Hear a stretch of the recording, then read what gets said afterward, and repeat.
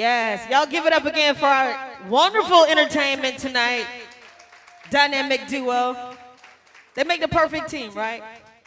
Sounds like she always wins. I love it. Yes. He says no. Y'all enjoy dinner? Yeah, that was good. That was real good. All right. So we're going to keep moving right along.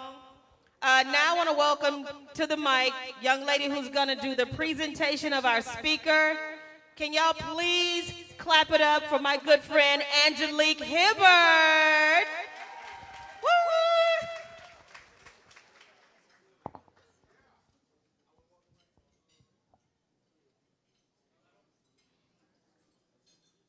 Good evening, everyone. Can you hear me? Shelby. Good evening, everyone. I have to read something and do something at the same time. I can't do two things. Okay, hold it. I'll be her mic stand. Don't be long because my arm is weak, okay? No. Good evening, everyone. Thank you so much for having me here this evening. I'm Angelique Hibbert. I am a volunteer of the Robert Parker Foundation, and I am so honored to introduce our keynote speaker for the evening. And I will tell you this. After reading this bio, I said, oh, I've got to try again. I'm going to start right now. Attorney Raul Andrews, Jr. Esquire, is the executive director of the American Psychiatric Association Foundation. Founded in 1844, the APA is the oldest medical association in the United States of America and the largest in the world. Before joining the APA Foundation, Raul had several management positions with AARP over a 15-year stint, including most recently as a vice president and a member of the AARP National Leadership Team. He practiced law for 16 years before joining the AARP. Raul also is the president of the Bar Association of the District of Columbia, a member of the Thurgood Marshall Center Trust Board of Directors, a past commissioner of the American Bar Association Commission on Law and Aging, and national chairman of the Public Policy Committee of Kappa Alpha Phi Fraternity. He holds professorship at Georgetown University and Howard University School of Law. Raul's accolades include the 2022 Charles Hamilton Houston Award for the District of Columbia, 2018 Distinguished Healthcare Leadership Award for the National Association of Health Services and Executives, 2016 National Humanitarian Award for the National Association of Black Veterans, and the 2006 DC Bar Pro Bono Law of the Year Award. Ladies and gentlemen, let's give a warm welcome to our keynote speaker of the evening, Attorney Raul Andrews, Esquire.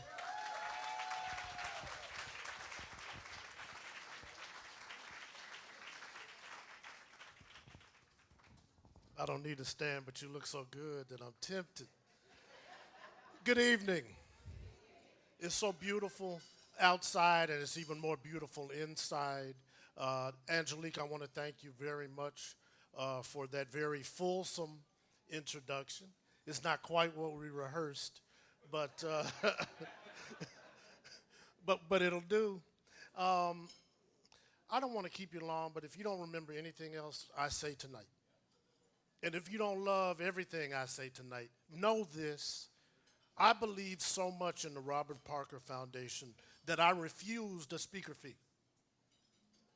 I believe so much in the Robert Parker family that I refused the accommodation, so flew here on my own, hotel on my own. I'm here for you so that you can put those resources back into the community where they belong. Now, I probably get the award for the farthest travel camper because I came up down here from Washington, D.C., And I can tell you that it's not nearly as beautiful inside or outside inside the Beltway. Because where it really happens is in community. Where it really happens in community. And as I talked to Ronnie Parker last night, I said, you know, Ronnie, I believe you would have done a Robert Parker Foundation no matter what, because Director Parker was already doing that work. And the tragedy into triumph that the Parker family's created. Can we give some more love for the entire Parker family?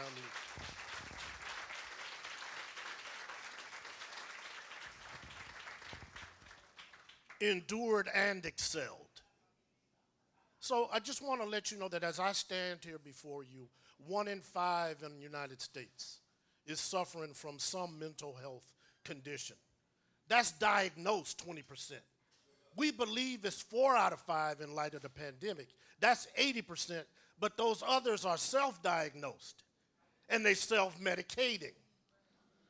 So the long story short is we all unwell after this pandemic, and we sick and tired of being sick and tired. But when I stand before the esteemed public safety community, these first responders, the message I want to talk to you about is John Henry syndrome and these walls of Jericho that surround us. Because I believe it's John Henry syndrome for these heroes and these sheroes that makes it more likely that somebody wearing the badge is going to die by suicide than they're going to die in the line of duty. It's a quiet epidemic. Director Ramirez knows that. Every director of every police department in the United States is aware, but we haven't claimed it because of John Henry syndrome. Now, we got some young and old in here, so everybody don't know the story of John Henry, but the majority of the audience realizes the physical manifestation of John or Janetta Henry, that I can do whatever I can do to beat the machine. I'm not going to be obsolete. You can't put nothing in front of me that I can't beat. And so John Henry went about his way and won the battle over machine. What he was supposed to do, but for the hero and shero in him, was to figure out how to work that machine better. It wasn't man versus machine that has caused innovation. It's man or woman leading the machine to victory. So he fought the machine and then died. But we still know the legend of John Henry, but these walls of Jericho that I call depression. These walls of Jericho in our lives that I call PTSD, eating disorders, prolonged grief disorder. All these walls of Jericho, but we're not going to ask for help. Because we John Henry syndrome. We Janetta Henry syndrome. I don't need no help. I'm good. No, you're not. And it's okay to not be good. And it's okay to say there is strength in saying that I need some help. That's why y'all have partners when you go out on patrol. You need some help. Do you realize that one of the #1 causes of absenteeism and presenteeism on the job, no matter what your place of employment, is depression? Now, they come up with these new names called quiet quitting. We know that as managers, it's absenteeism and presenteeism. And for those of y'all who don't understand presenteeism, I'm going to put on my armor, I'm going to go to work, but I ain't really doing nothing. I done checked in, but I'm all the way checked out. And that's not just our first responders. That's in every walk of life. Just check hey, you get that report done? Yeah, I'm going to get to it. How you do? I'm good, I'm fine. They tell you they fine, they're not fine. But one of the things that you need to understand is depression, anxiety, PTSD, eating disorders. These are all treatable conditions. You don't have to suffer in silence with your syndrome. You just got to tell somebody so they can get you some help. Now, does that mean it has to be medication? Absolutely not. It might be some walk therapy. It might be some talk therapy. It might be the RMS Entertainment Band. Get our RMS band some love. They were breaking it down. We just needed a little entertainment to get recentered. But at the end of the day, if it's treatable, and we know it's treatable, why have we put more emphasis on the kidney than the brain? Somebody tell you they got type 2 diabetes, there might be some in here. Ain't nobody shunning you. Ain't nobody shaming you. You living with it. You making it work. Some of y'all making it happen. But I tell you, I'm depressed. You putting too much on me. I ain't want. Don't ask him how he doing, because he going to tell you the real truth. That's not what we want, right? So now, if it's treatable, I'm not saying, and you can mark my words on and off social media, I'm not telling you to go see a psychiatrist. And y'all heard that long bio Angelique gave, y'all. I'm not telling you to go see a psychiatrist. I'm telling you to talk to anybody who's in mental or behavioral health. Pastor, social worker, barber or beautician, pediatrician, OB-GYN. You just talk to these health providers and you just say, when they ask you how you doing, it's not thigh bone connected to the knee bone. It's like something going on in this bone. The brain is the most powerful instrument the body got. Talk to them. Tell them. Everything is not well. And I need a little help. It's okay. I need a little help. All right? Then the next thing is, if it's preventable, then we'll deal with it. But it's certainly treatable. We're going to talk to somebody. And then the last thing we're going to do, we're going to leave with the notion that there is no health without mental health. Because if you bumped your knee on the table getting all gussied up tonight, you feel that pain in your knee, but your mind telling you something too. And it's like, you know what, my knee was hurt before I bumped into the coffee table. And now I got a double whammy. So the long and the short of it is, we can't allow these John and Janetta Henrys that are us to stop us from getting the help that we've earned, that we need, that we deserved. It's okay. You don't have to tell the world. You don't have to post it. Some of y'all going to post it. That's fine, because that's going to help somebody else. But have we not seen our celebrities? Have we not seen our athletes coming forward to say, it really just didn't work? Right? So if they willing to do it, you got to equally be willing to do it, because it's more of us than there is of them. And they have access to the resources to get help if we need it. What we think we can do, director, is just close all these blinds, and I'm going to turn off my device for a day or two, and I'm going to be offline. I'm going dark. Going dark. And then those couple 3 days turned into 2 or 3 weeks. And those 2 or 3 weeks turned into 2 or 3 months. By the time we get to 2 months, that's real depression. That's high anxiety. We cannot allow ourselves to be held back and blocking our blessings because we got John and Janetta Henry syndrome. So let's start tearing down those walls, right? Let's tear down the walls. And I'm going to tell you, in addition to not taking a fee, how we, in my organization, going to start helping you tear down these walls. So it's my privilege to announce to you tonight that we are going to launch what I'm calling the First Step campaign. And the First Step campaign is designed to get us over the next 5 to 6 years where we've normalized or mainstreamed mental health just like all the other non-communicable diseases. Now, those of us of age in here remember when HIV/AIDS was shunned. I bet if you go on or offline on TV right now, they running an HIV and I'm living with it campaign. The commercials out there. They running more HIV/AIDS commercials than Ford Motor Company commercials. When we came up, it wasn't car commercials all the way around, right? So we're going to do 3 components to the First Step campaign, just like I outlined for you. We're going to tell you which of those conditions is treatable. We're going to invite you over the next 3 to 4 years to start talking to somebody who's class trained, whose clinical expertise can help you in that scenario.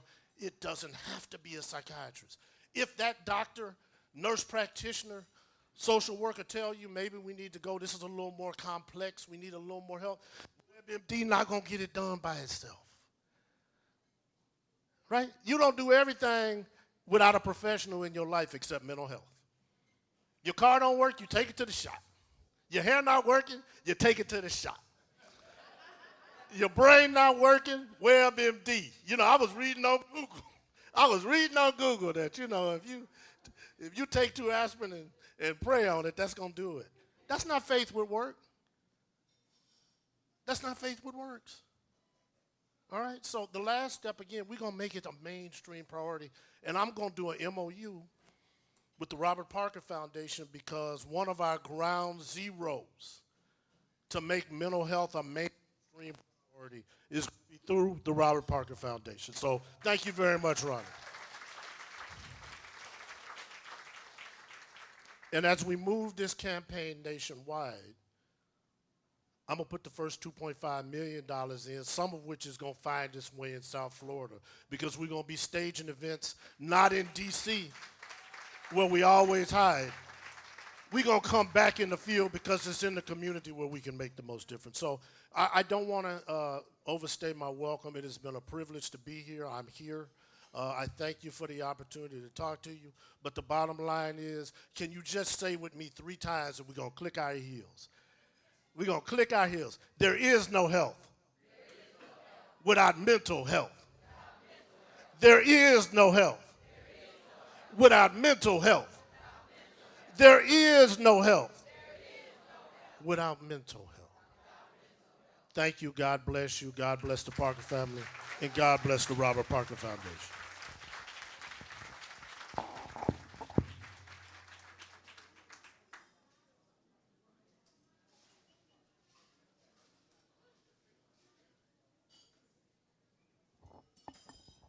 I'm just a mic stand. Good evening, everyone. Thank you for having me back again. It is my pleasure to introduce the honoree for the evening, Director Alfredo, affectionately known as Freddie Ramirez III.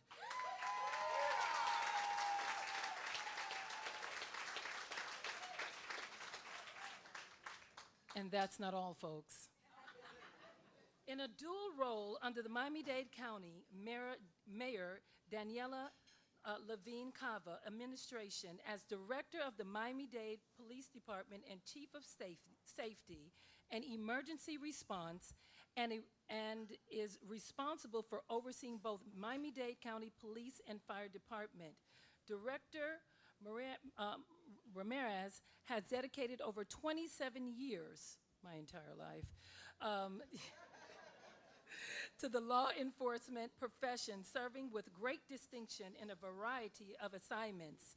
He was promoted through all civil ranks, attaining the position of director in January 2020, delivering strategic, proactive, and innovative leadership. Director Ramirez's top priorities is keeping the community and his officers safe, addressing gun violence, homicide reduction, building community engagement, enhancing community relations, trust, and transparency, while emphasizing officers' wellness. As Chief of Safety and Emergency Response, Director Ramirez is responsible for providing leadership in planning, management, administration of all public safety functions, and implementing the best practices and operational changes to improve effectiveness. This involves frequent communication and collaboration, in turn, deepening the relationship with both our police and fire rescue departments to provide excellence and efficient public safety services to our residents and visitors while ensuring the safety of the brave men and women who selfishly serve Miami-Dade County. Director Ramirez graduated from the University of Miami with a bachelor's in sociology. He completed his Major Cities Chief Association Police Executive Leadership Program and the Florida International University Chapmanville Leadership Development Program.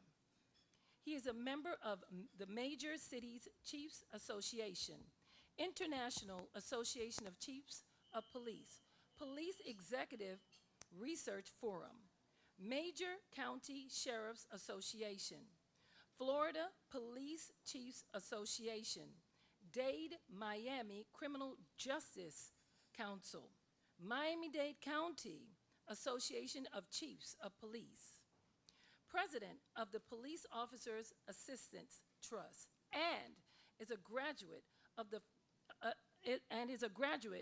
the Federal Bureau of Investigation National Executive Institute Session 44.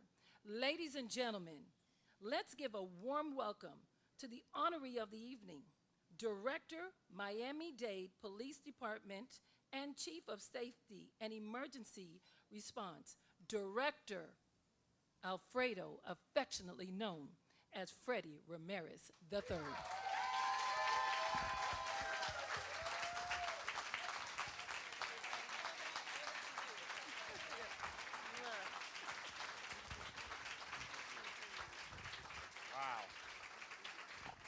Oh my goodness.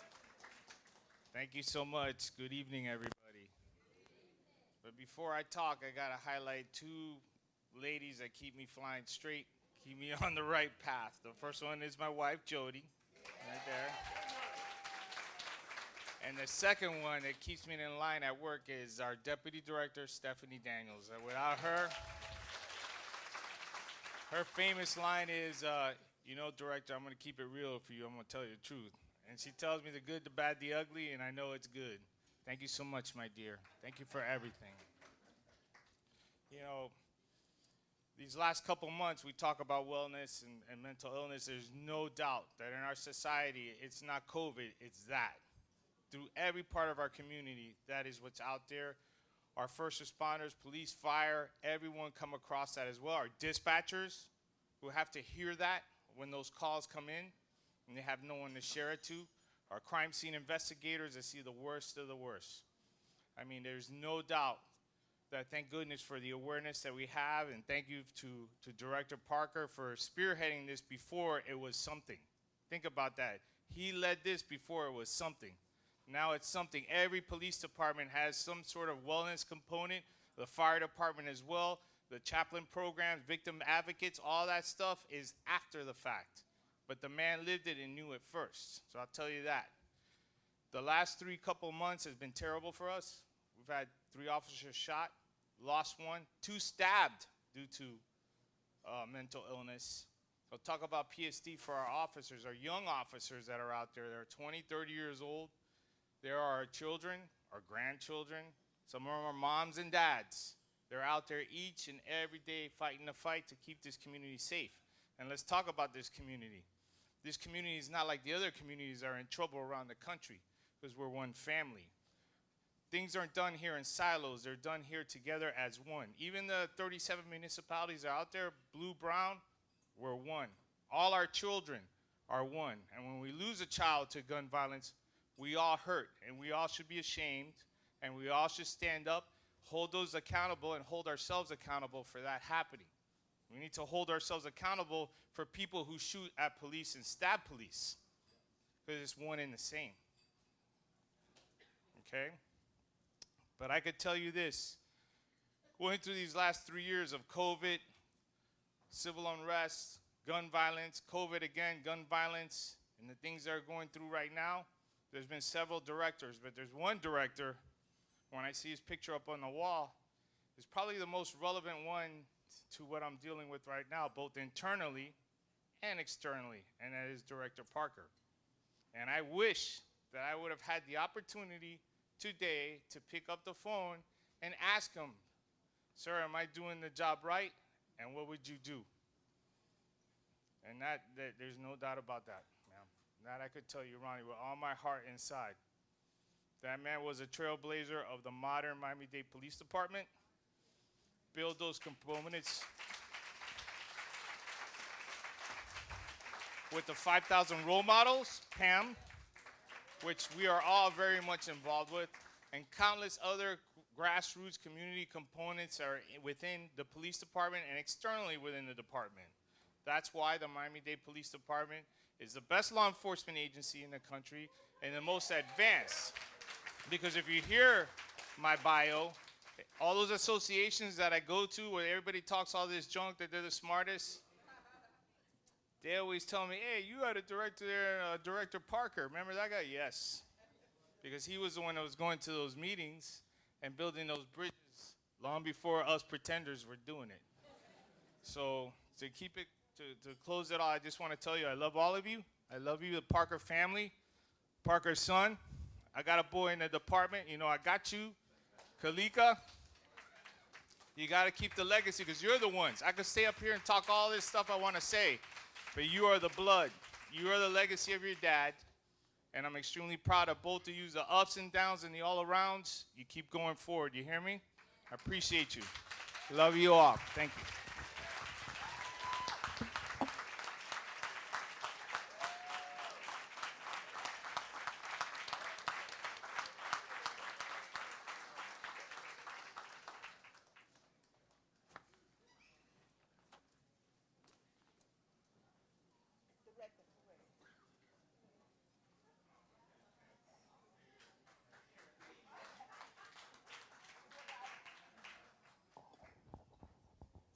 On behalf of the Robert Parker Foundation, we would like to present you with this small donation to present to the charity of your choice or for yourself because we know you care. We thank you for the work that you're doing. Continue the work that you're doing because that is you. Because you care about your employees and this community. Thank you.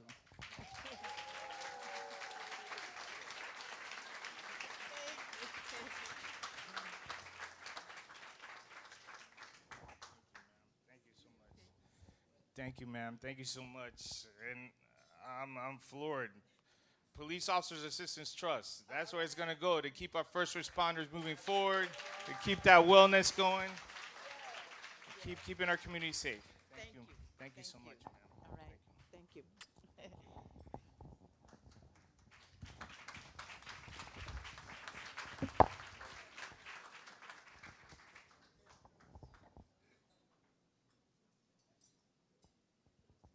Thank you. Congratulations again, Mr. Director. Give it up again for Director Ramirez. Okay, so before we get back to the music and do some dancing, we have some more raffles. Where's my handy assistant? Come on, let's go. We blind together, both of us struggling to read these numbers on these tickets. I'm like, next time, can we blow up the ticket? Okay, go ahead, you're gonna pull. Get your tickets out. Friend, you got your ticket? My friend over here has her ticket. Make sure everyone has their ticket out. All right, uh-oh. I didn't bring my light. Okay, let's see. Okay. She's there. All right, here we go. 961-8824. 8824. Right at the door. Okay, all right. That table is on fire. Who y'all know up in here? Come on. How many tickets y'all got over there? All right, let's go. We're going to do another one.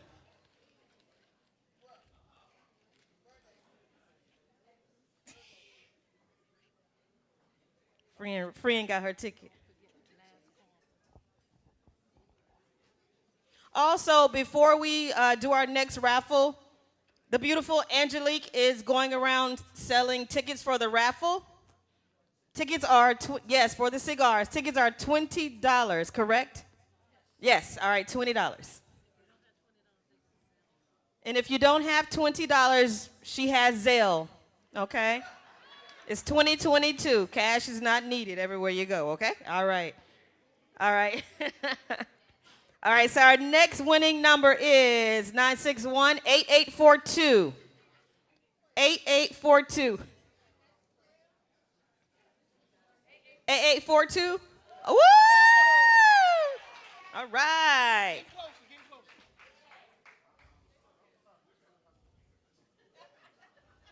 Yep.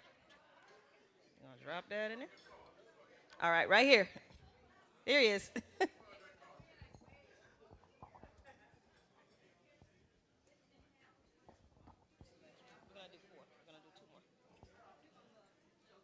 All right, we have two more. Let's see. The winning number is 961-8924. 8924. Going once? Going twice? 8924? No, that's not you. No, it's not 8850. It's 8924. Going once, going twice. All right, on to the next. Lost it. Somebody lost it. All right, here we go. 961-8843. Wait a minute. Are you serious? Wow. All right, here we go. Here, you need to flip. No, one more. Mix it around. Listen, I'm not pulling the tickets just in case y'all want to jump somebody at the end. It's this guy. No.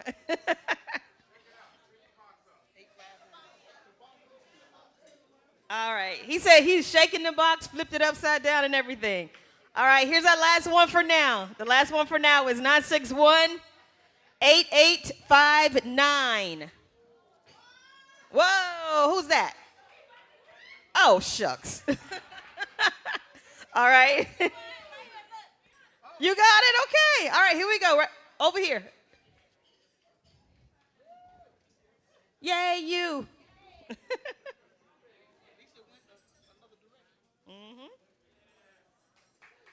All right.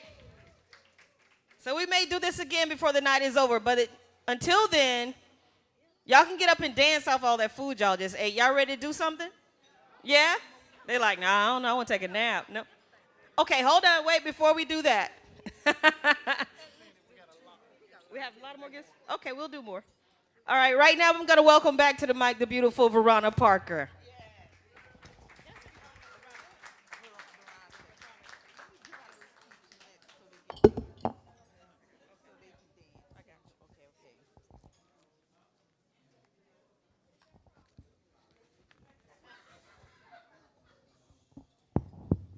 Good evening. And once again, thank you for attending the Robert Parker Foundation Holiday Gala Celebration 2022. Everyone looks so amazing. Give yourselves a hand.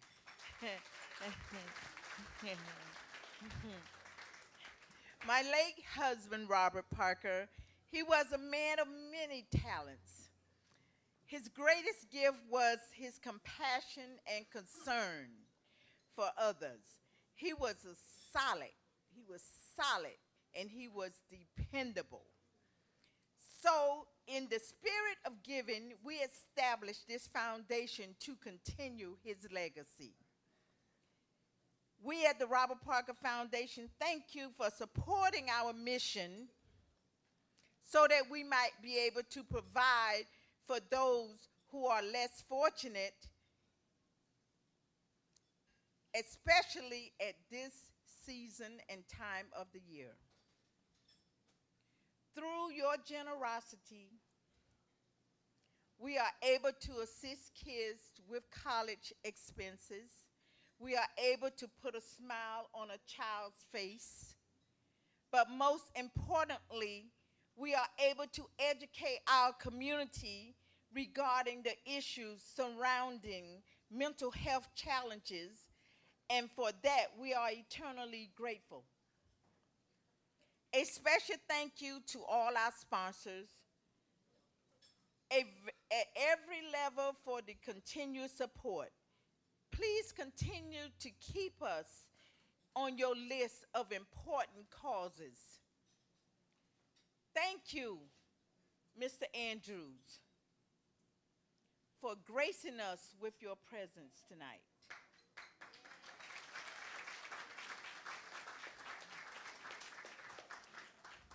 On January the 14th, 2023, you will be receiving the Presidential Voluntary Service Award from President Joe Biden. Congratulations.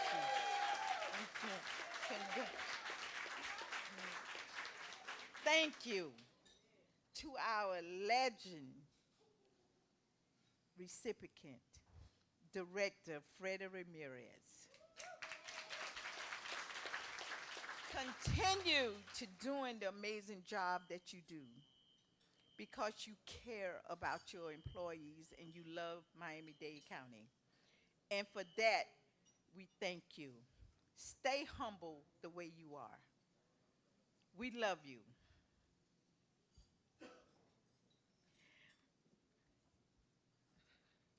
Thank you to my board of directors.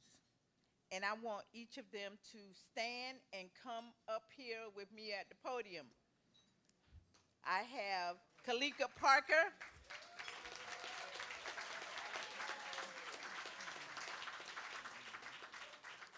I have Bernadine Snell. Okay. Kalika is our vice president. Bernadine is a board member. Sylvia Perkins is our treasurer. Terry Wright, where is he? He gone? He's gone. Virginia Walker is our parliamentarian. Robert Parker Jr.,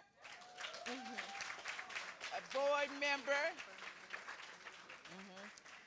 Denicia Parker is our secretary.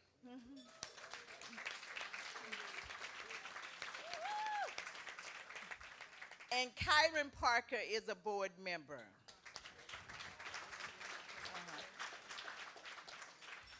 Richard and Margot Beckford. Margot is our assistant secretary. They weren't able to attend. All these beautiful gifts you're receiving, thank you to this special lady right here, Ms. Bernadine Snell. She gave from her heart. She's a retired educator for Miami-Dade County, and we love her so much. Yes.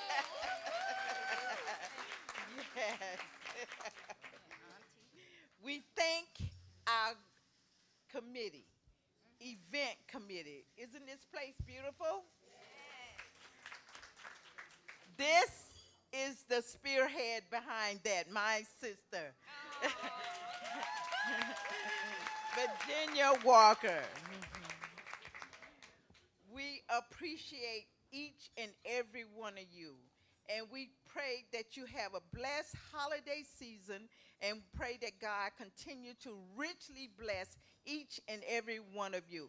And I would be remiss if I didn't say something to my dear friend, Gloria Williams. Thank you for coming. I appreciate you.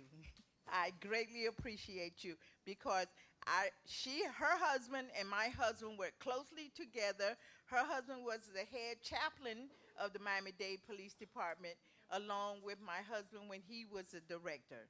So I thank you. And along with her beautiful daughter and son-in-law, her handsome son-in-law. Thank you. So let's get up, dance, laugh, talk, and have some, spread some holiday cheer. Thank you. Take a picture. Don't leave. We have lots of gifts to give away.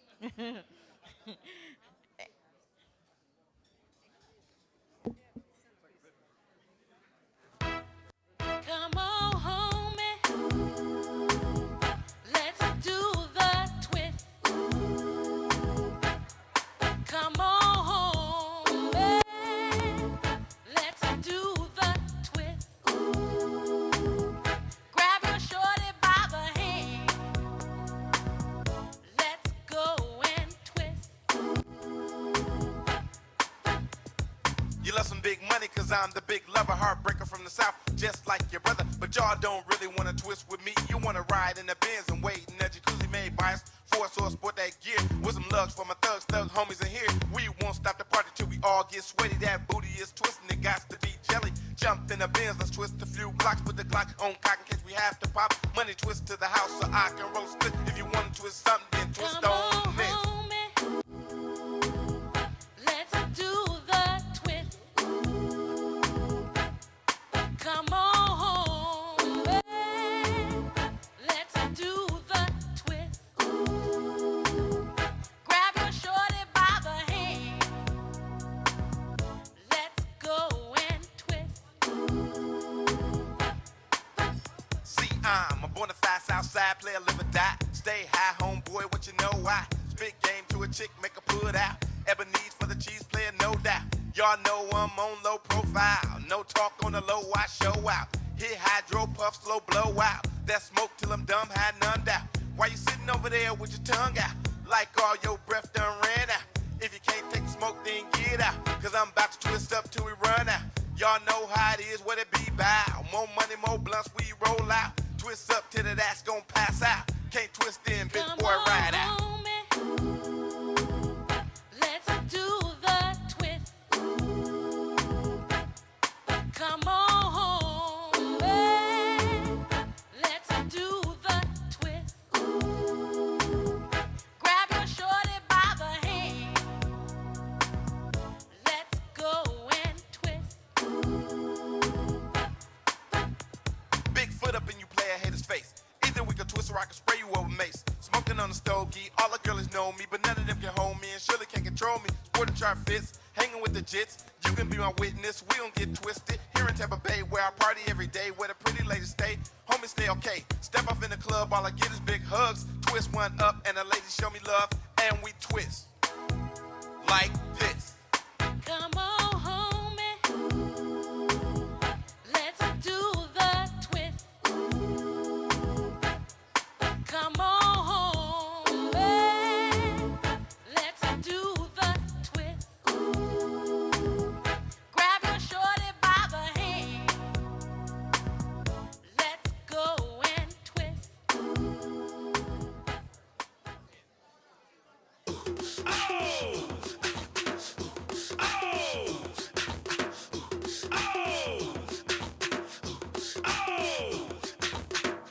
Shorties in the club, let me see you just back it up, drop it down, let me see you just get low, scrub the